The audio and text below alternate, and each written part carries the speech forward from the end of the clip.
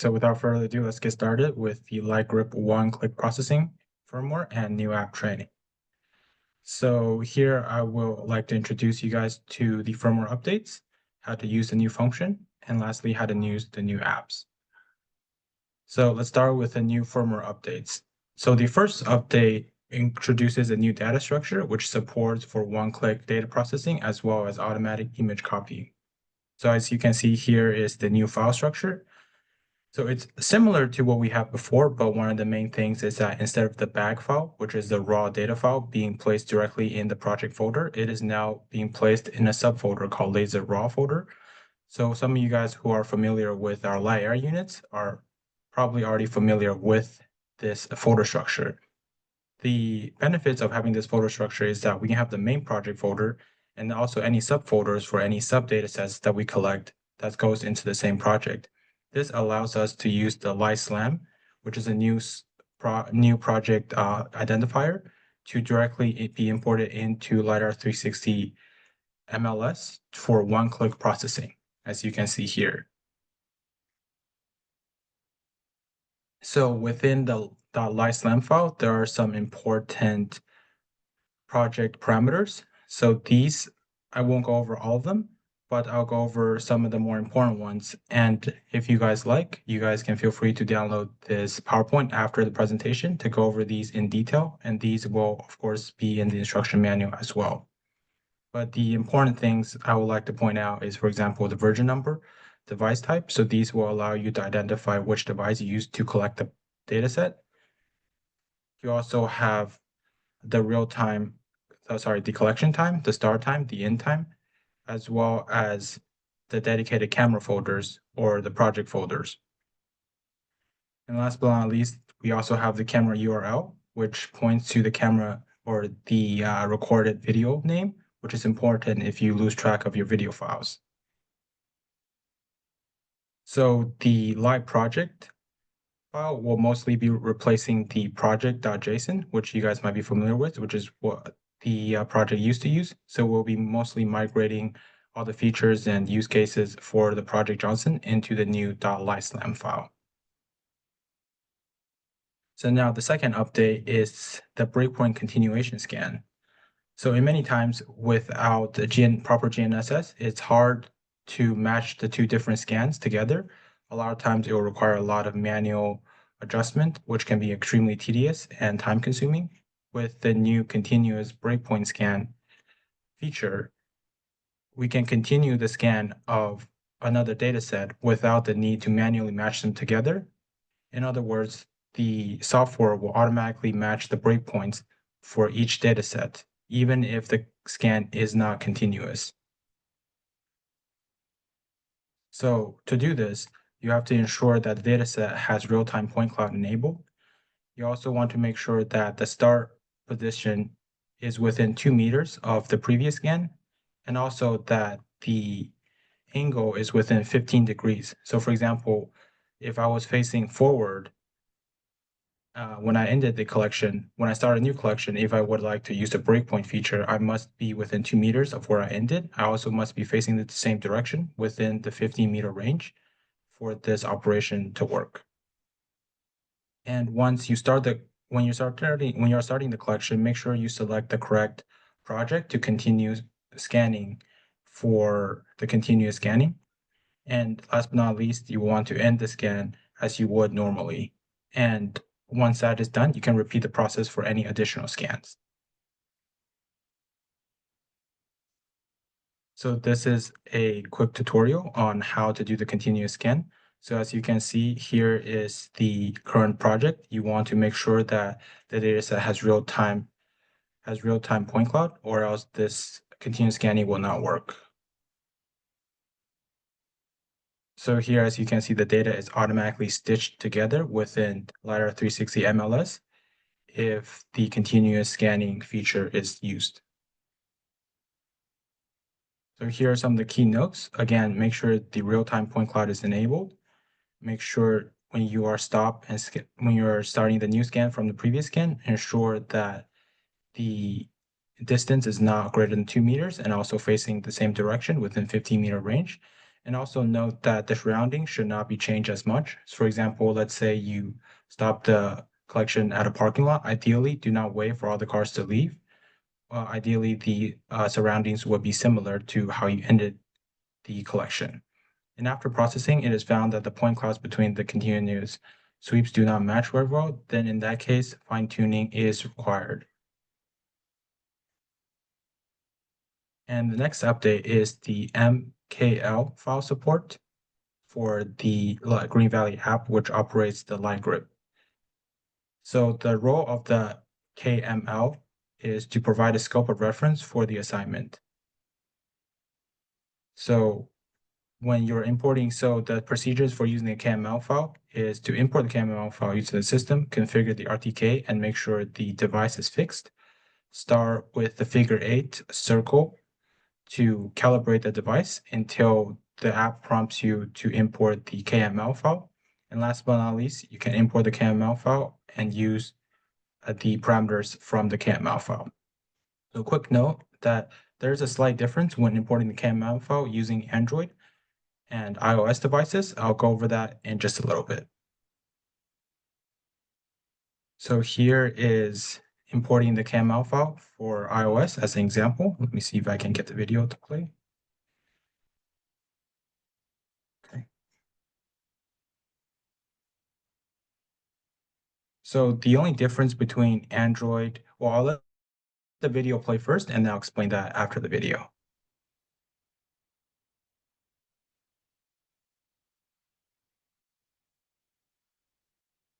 So before you can display the KML information in the app, you must first configure the RTK and obtain a fixed solution for the device.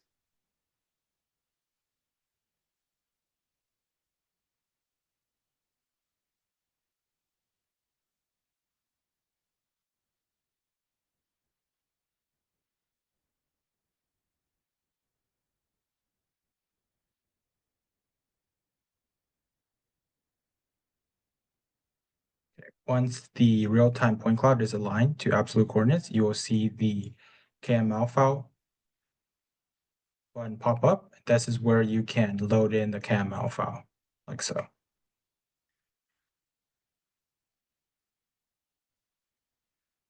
And from there, you can see the parameters of the KML file displayed on the app.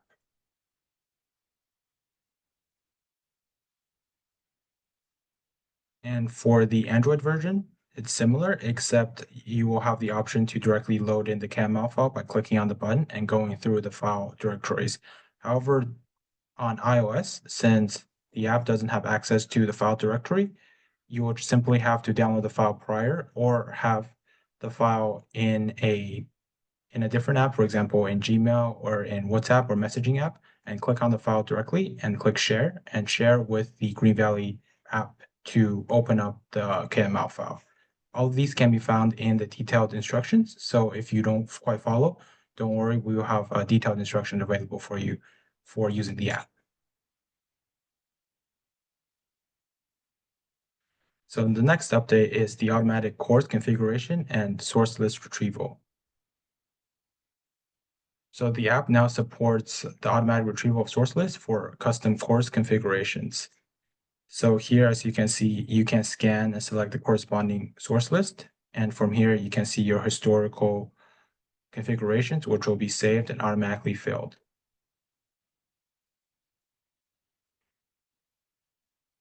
The source list can be obtained only after importing the IP import. The course autofill configuration is only supported for customized servers, and the username and password autofill is available for both on-premise and customized servers. So update 5, the GCP RTK point collection in poll mode for O1 Lite. So we introduced a new feature with the poll support for the O1 Lite. So not only does this add additional height for the O1 Lite, it also allows for GCP collection using the poll even in tilted or slanted modes. So to use the poll, ensure to select the equipment poll within the application before starting the project.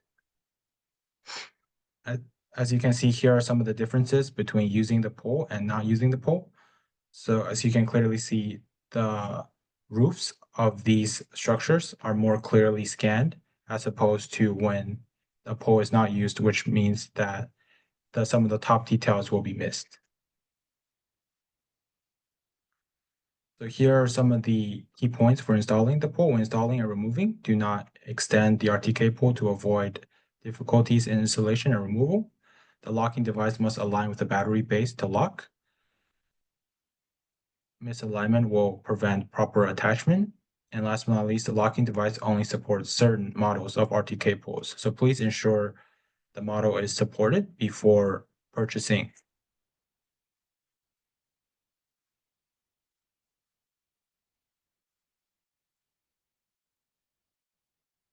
So here are some of the precautions when using the pole mode. In the pole mode, the initialization must also remain stationary.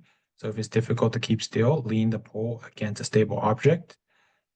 When making points or obtaining RTK plus slam points, stability must be maintained. The pole can be leaned against the shoulder or the bubble level can be used. In pole mode, avoid allowing the pole to strike or scrape the ground forcefully to prevent damaging of the equipment, and be sure to input the correct height of the pole. So here we'll demonstrate the RTK plus slam mode in pole mode. So the difference between RTK plus slam versus just RTK is that the slam mode, the additional with the slam mode will allow us to use the device in areas with GNSS restricted or no GNSS at all, such as indoors or in a very dense forest or underground in mining areas. Another difference is that with slam mode, you have much greater flexibility for the angle, whereas in RTK, you only get 60-degree of flexibility. Since SLAM can provide high precision pose data, RTK plus SLAM can acquire RTK point coordinates with absolute position at any location. So note, our solution differs from others. While others provide real-time data acquisition, our solution is near real-time. Near real-time means RTK point coordinates can also be obtained on-site, but they are only available after data collection is completed. The advantage of this approach is that the accuracy is higher. So in layman terms, what this means is that our method gives you a better accuracy after processing instead of giving you a direct point during the collection. So during the collection, you can still receive a point, but it will just be much more accurate after processing. So in here is the workflow of the RTK plus SLAM mode. So first you want to configure the RTK link and you want to select RTK plus SLAM mode. Of course, enter the pole height if you're using a pole. And then from here you can see your trajectory, you can see your walk path, and from here you can also collect the GCP points like here. When you're collecting the point, make sure the bottom of the pole is lined up to the corresponding point you would like to collect. And here you can see each GCP that you have collected. And then once the collection is finished, you can click Stop Collection to stop collecting the dataset. And then from here, you can see a list of your control points, which is saved within the project folder under the GCP subfolder. So the optimized coordinates are the final results, the RTK SLAM. The RTK plus SLAM points are collected around the D8 accuracy field and compared with the control point coordinates of the accuracy field, the near real-time accuracy can achieve a standard error within 5 centimeters. So the coordinates of RTK SLAM points can be obtained in near real time or rely on post-process SLAM results. After the SLAM calculation is completed, clicking on the GCP will provide the post-processed and refined RTK plus SLAM points with enhanced precision. So after processing, you can click this button to save the processed GCP points. And here's a comparison of post-processing and near real-time accuracy. So in open scenarios, both near-time and post-processing refinement accuracies meet the requirements.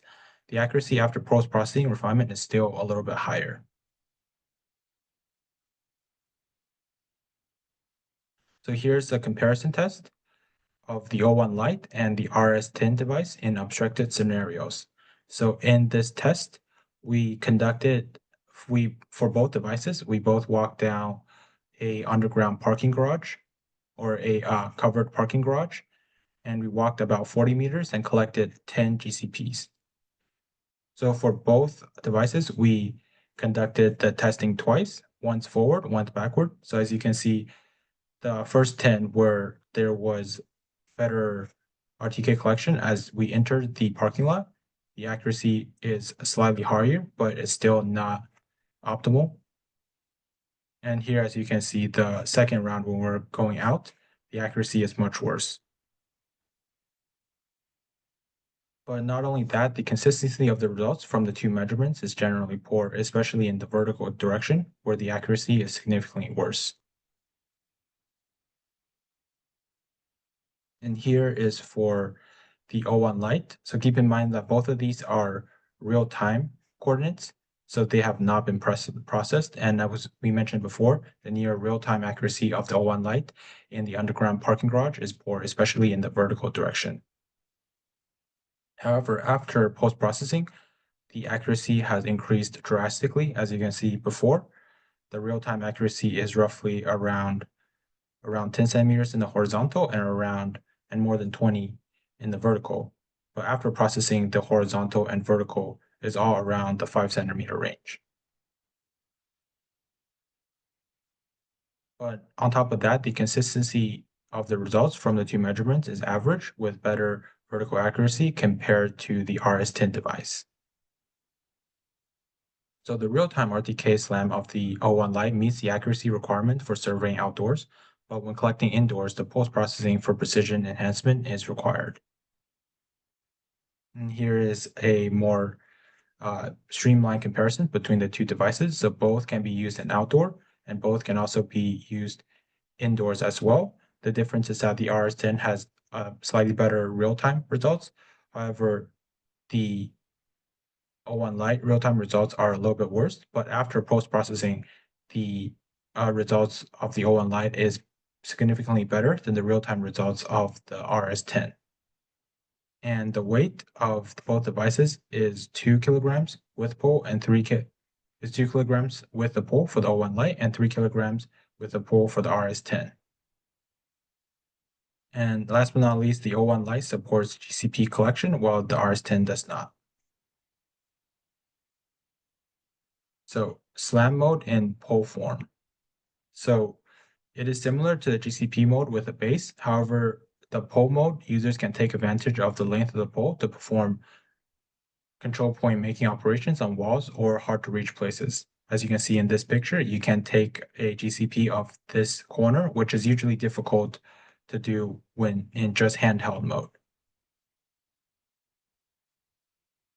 So to use the pole to make a GCP, you will want to start the collection. Make sure to select the correct parameters. In this case, use pole, and then if you don't want to, if in this case, since we're not using RTK, or you do SLAM only, of course, input the correct pole height.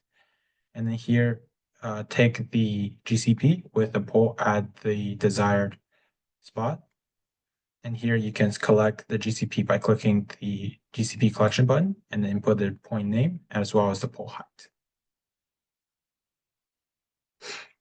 And afterwards, in the post-processing, you can see the collected GCP within the MLS software. The next update is optimization and some bug fixes. So it's just a list of optimization items. I'll quickly go over them. So we optimized the O1 Lite laser working mode when no data is being collected. The laser is in standby mode, which conserves some battery. Optimize initialization. After optimization, O1 Lite takes 18 to 20 seconds, and the H300 and H120 devices takes around 25 to 28 seconds for initialization. We also added support for PIN input mode. So in some countries, you will require to input a PIN before you can access the SIM card. So with this feature, you now are able to use all those SIM cards, which requires a PIN activation. We also improved the log recording for better after sales and R&D issue analysis. Some of the bugs that we fixed includes we fixed the issue of multiple camera files being displayed in the app after handheld collection for the H series.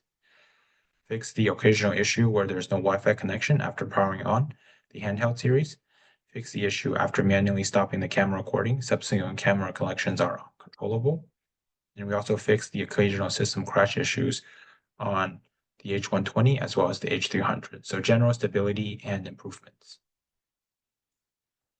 And now I'll go over the new version of the LiGrip app. So some of the new features include a new, simpler interface, and capture and control 3D point cloud in one, and supports for the DGC50H Li backpack device.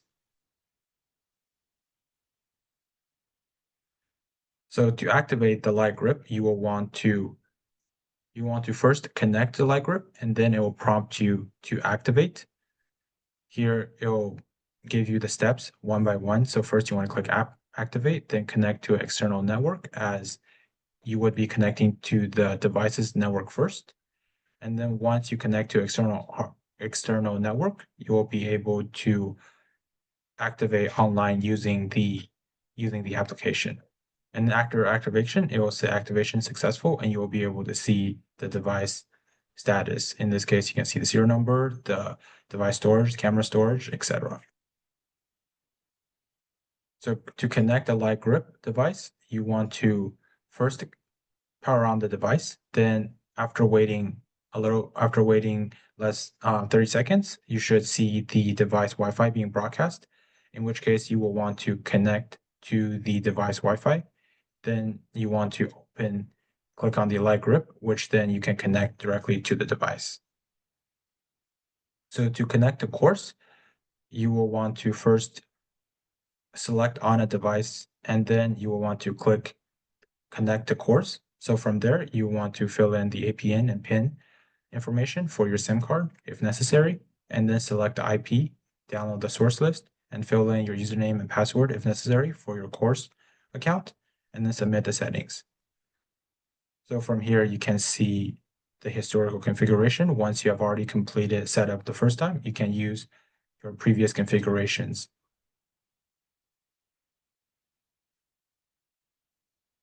So here is how to collect GCP, which we went over briefly before. So I'll quickly go over it again.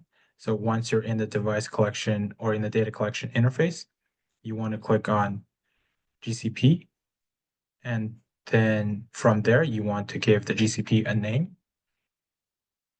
And after that, click OK. It will begin collecting the GCP. Once collection is complete, it will go back to the data collection interface. So now how to collect RTK SLAM mode using the O1 Lite. So similar to what I mentioned before, you want to click Start Collection, ensure to put in all the parameters correctly. You click on the poll if you are using a poll. If not, select handheld. Ensure to select the correct collection operation. And then here, if you would like to collect GCP, follow the steps I mentioned previously by clicking on GCP, giving it a name, and start collection. And last but not least, once collection is complete, you can click the GCP to view the final coordinates and also end the collection.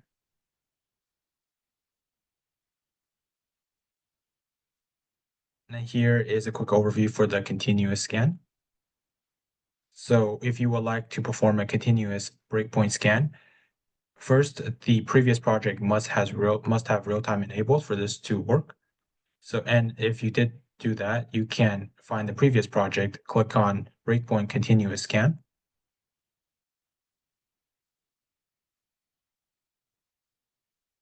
Then from there, you can start a new project like you would previously. I apologize, not a new project, a new scan collection.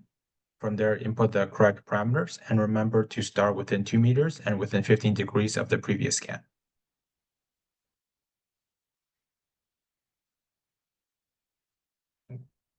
And then from there, you can continue your breakpoint continuous scan as you would any other scan.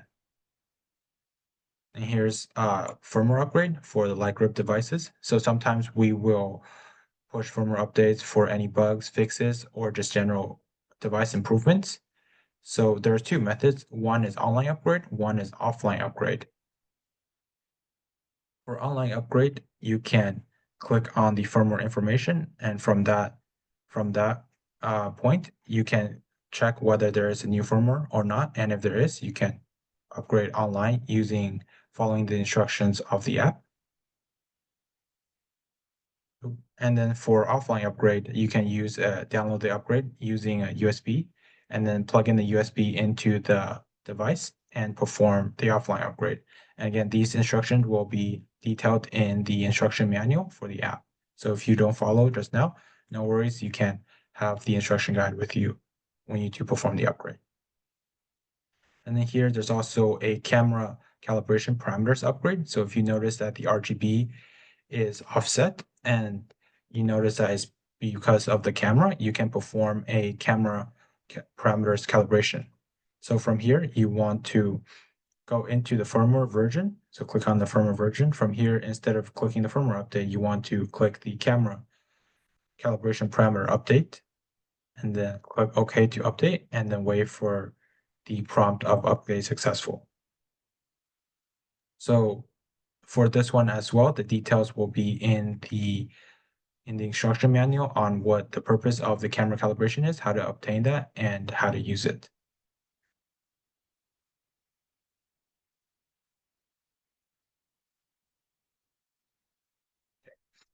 So data repair, if a collection issue occurs during the collection process or there is a sudden power outage, we can use the data repair function to restore the data before the issue occurred. Problematic data will display an icon on the upper right corner.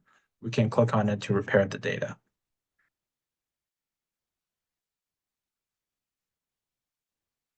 And just as we mentioned before, we added the new import KML feature when there is an RTK fixed solution after walking a certain distance during normal collection, and import KML icon will appear on the right side of the collection control interface.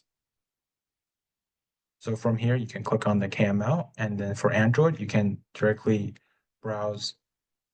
You can directly go to the file directory and click on the corresponding KML file. For Android, you will have to click on the file directly and then share with the GreenValley app for it to be imported into the app. And that's all for my section.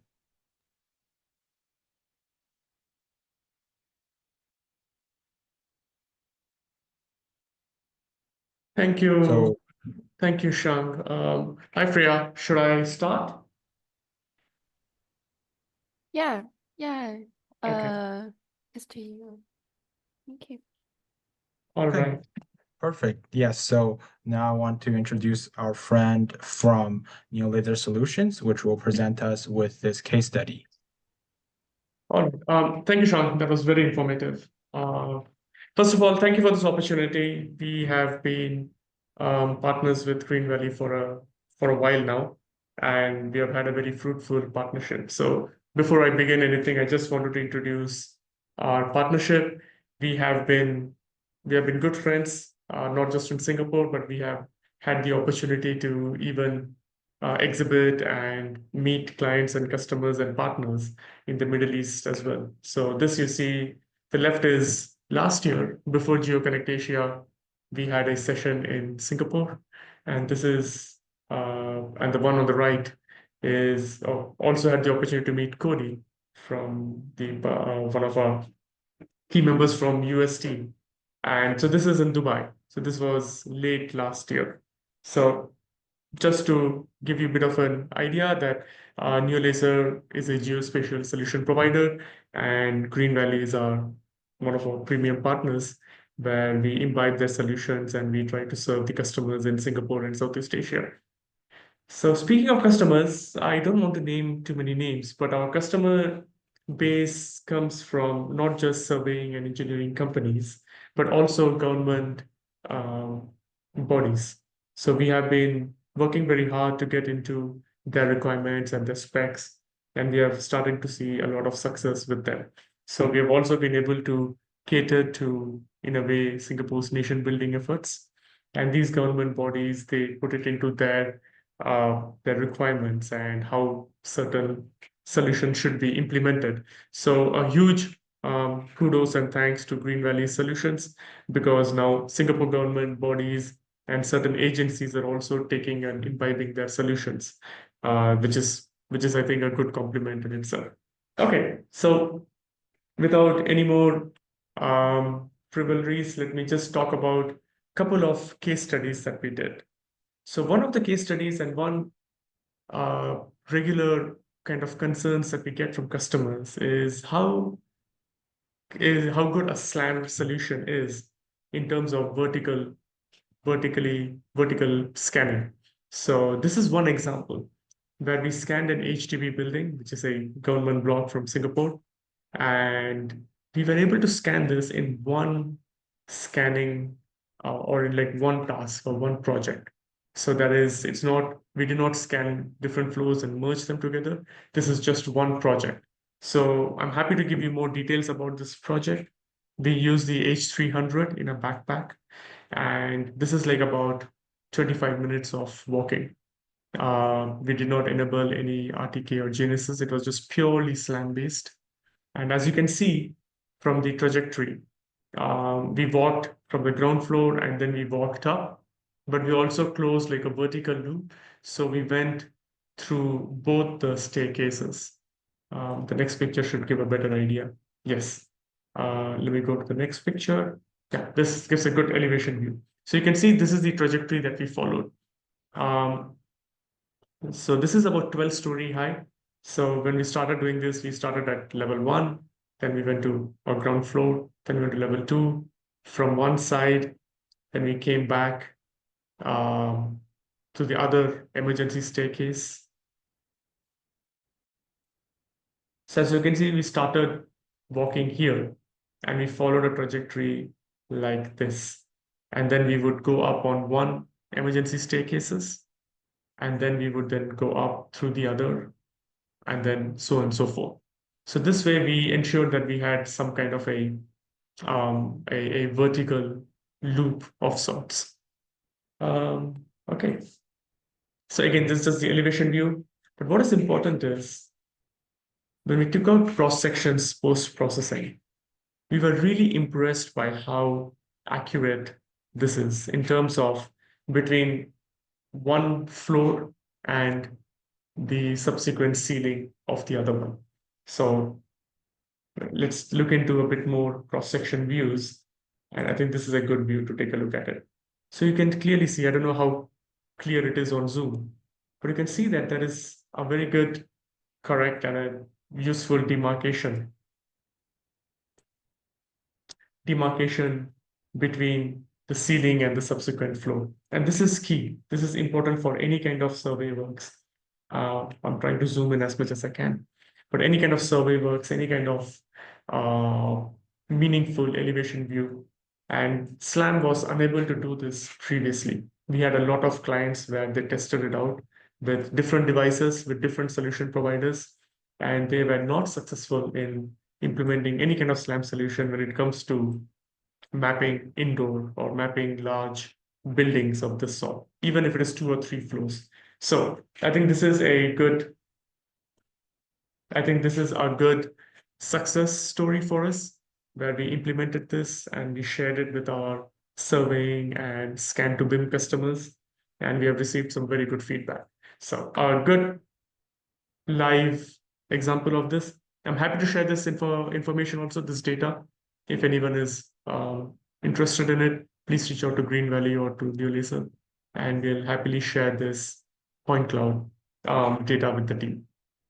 So that's one of the improvements that I want to talk about, and I believe that we have done some very good improvements in this. Moving on, if I don't know if you're taking questions now, but moving on, the other key improvement and feature that I want to talk about is the new high density mode processing in the LiDAR 360 MLS. So please reach out to GreenValley for which versions they are supporting this from, but all the newer versions support this. So we had a project where, okay, speaking of this, let me just explain the data so that we know what we're talking about.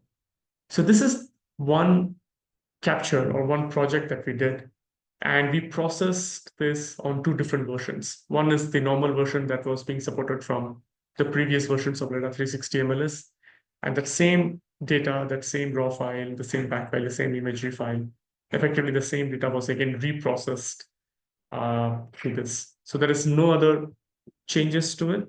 The whole processing, the whole capturing part is exactly the same because it's just one project, but it was just processed on 2 different versions. And now let's talk about what are the differences we see. First of all, again, clearly you could see that the data is much denser. But it's not just the point cloud that is denser. It also improves, in my opinion, the kind of features and the colorization that you can see. Again, I've just taken some screenshots, but some of the road markings are so much clearer when you do it in the high density mode processing. Now, this is very important for workflows, and again, especially for one of our clients who do not take on control points, but rather just use it as a direct RTK mode, and they pick points for their references. So this just becomes a lot easier for them to do this. Again, another example or another sort of advantage that I see. Again, I don't know the exact if this is true for all the cases or not, but we have seen that there is better alignment, and we have seen parallax, um, lesser parallax from the data. As you can clearly see, this is from the same point of view. We have not changed anything else. We have not added any filters to this data, but we have seen that the road markings have lesser parallax and the camera to the point cloud. And also it's just the alignment is better because when we walked around this loop, we went two to 3 times. The road marking, the wordings are very, very clear. And we have also found out that when we extract features with the LiDAR 360 MLS, be it the road markings or any other elements that we're trying to extract, it gets a little bit better and it's more accurate. So this is a very good example where we were able to really differentiate and showcase the use cases with the new processing. Also clearer visualization. So some of our projects or some of our clients, they use this for digital twin replication.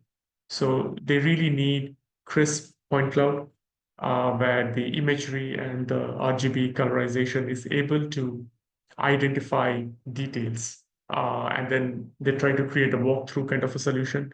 So even for just purely visualization basis, we have found out that this is really helpful. Now, I can give you a lot more details. Of course, the point cloud is a lot higher. It's a lot denser, so which means the size of the file is also higher. The processing time is also longer.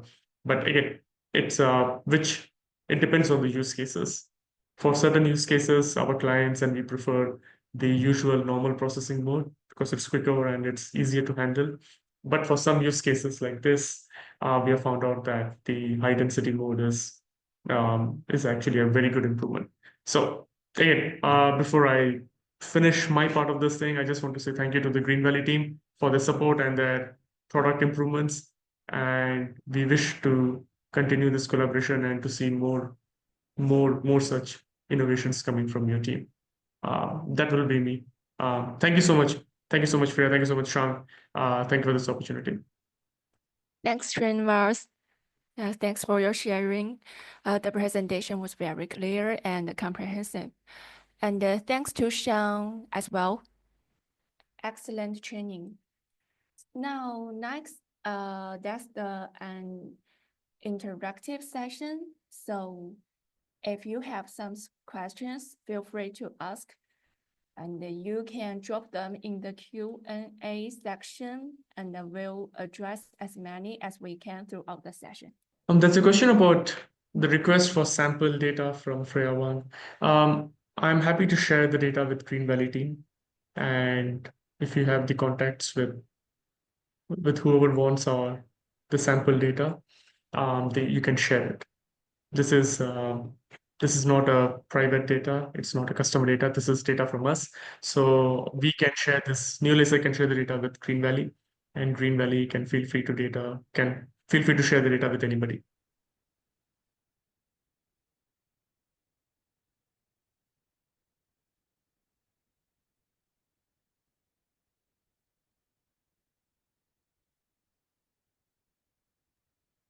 Question regarding the link to the offline firmware update. So for that one, we don't have as of right now, we don't have a direct link to the offline update. We usually recommend online update first. But if you are having issues with the online update and would like a software or would like a offline update, please email one of your sales representatives, or you can email the info, and then we can forward you, or we can send you a offline update. But please use the online update first if possible. And if you run into issues, let us know and we can go from there. And also, I'll use this opportunity to remind everyone that we did actually just push out the latest update online for both the LiGrip 01 Lite as well as the H300 and H120 devices. So there's actually not a lot of any new features. It's just that we just pushed the online update. If you have already done the offline update, you don't have to worry about it. But for those of you who haven't done any updates recently, you might want to give that a try to see if you can update to the latest version.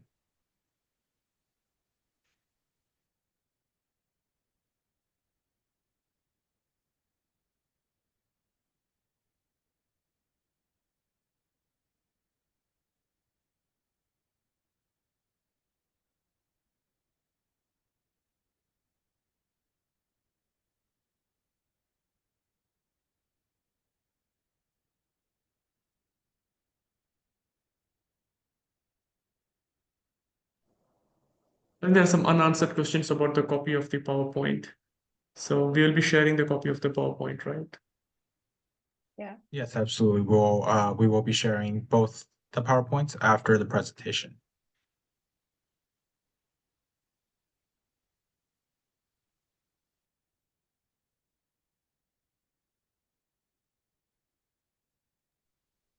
Oh, and just a quick reminder as well that we have also pushed the new update for the app as well. So the app that I just mentioned in the PowerPoint, if you're not familiar or if you don't recognize that interface, that is actually the new update that we just pushed out today. So feel free to give that a try as well. You can simply go into the app and then click on update, and then it will automatically download the new update for Android. And then for iOS, you should be able to update automatically using the App Store.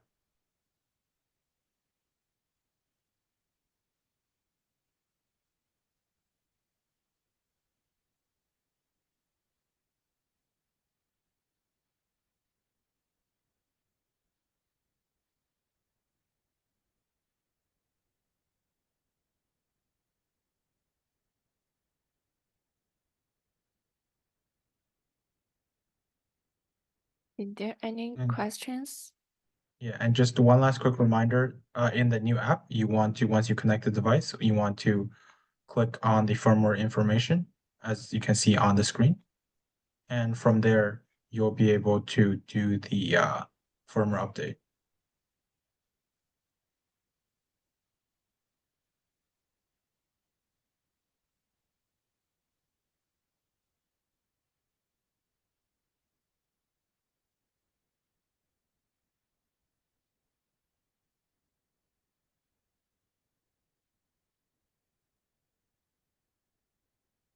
Okay, so I see a question asked, what processing did you do to make the data cleaner? Or clearer? I would assume what you mean is how do you make the data more accurate? So if that's what you mean, then it's just a simple processing. So in the sense that we didn't actually do anything to enhance the data, we just simply ran the raw data set through the MLS processing and generated the point cloud. So that's what we call pre-processing. So that is all we did to the data, which used the SLAM algorithm to refine the RTK points. So this is how we're able to enhance the accuracy of the points through processing.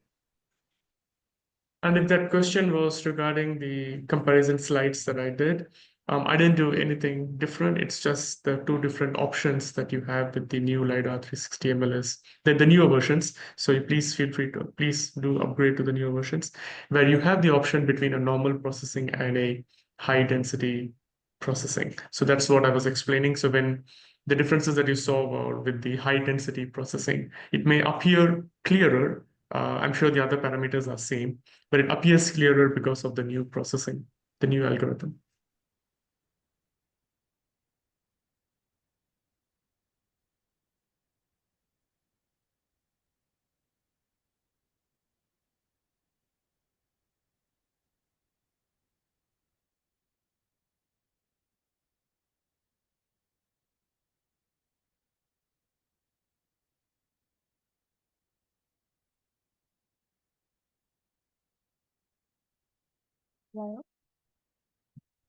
If there's no questions, that wraps up today's session. Okay, thank you all for joining us for this webinar. Thank you again to Sean and Srinivas. I hope all of you found the training insightful and that you are excited to apply what you will learn to improve your workflows. So please take a moment to fill out a quick feedback survey, and you can scan the QR code. Your thoughts and suggestions will help us continue to improve and offer more valuable training sessions like this. And please follow us on LinkedIn and YouTube, and we'll record this webinar and upload it to YouTube. Once again, thank you for your time and the participation. We look forward to seeing you at future webinars. Have a good day. Thank you, Freya.